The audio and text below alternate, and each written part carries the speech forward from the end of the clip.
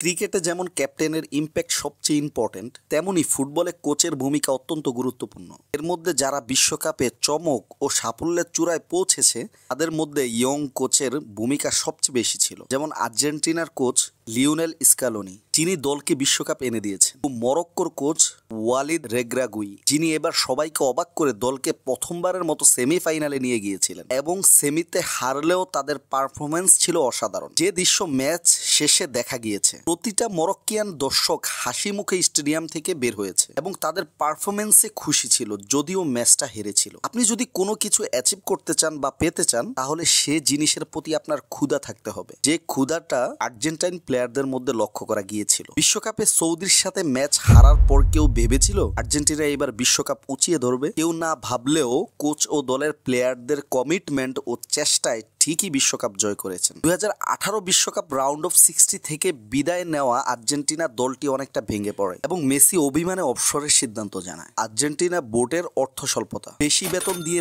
নাম করা কোচ নিয়ে আসার ক্ষমতা তখন ছিল না তাদের, তাই স্কলানি পেয়ে গেলেন তার অন্তর্বর্তীকালীন কোচের চাকরি, যিনি 2018 বিশ্বকাপে আর্জেন্টাইন কোচ জর্জি সাম্পাওলি অধীনে সহকারী কোচের দায়িত্বে ছিলেন। ভাগ্যিস আর্জেন্টিনা ফেডারেশনের হাতে তখন অর্থের সংকট ছিল, কারণ অনেকে ভেবেছিলেন রিভার প্লেটের হয়ে দুর্দান্ত কাজ করা মার্সেলো গ্যালার্দোর কথা। অবশেষে লিওনেল স্কেলোনির হাত ধরে 2 দশকেরও বেশি শিরোপার আক্ষেপের পরিসমাপ্তি ঘটে এবং এর ধারাবাহিকতা বজায় রেখে কোপা আমেরিকাতে আলো ছড়াচ্ছে। প্রথম ম্যাচে কানাডা ও দ্বিতীয় ম্যাচে চিলিকে হারিয়ে তাদের জয়ের ধারা অব্যাহত রাখেন। দেখা যাক তাদের এই সাফল্যের ধারা কোথায় নিয়ে যেতে পারে। তো ভিডিও এই পর্যন্তই। আপনার মূল্যবান মতামত জানাতে পারেন এবং সাবস্ক্রাইব করে পাশে থাকুন। ধন্যবাদ।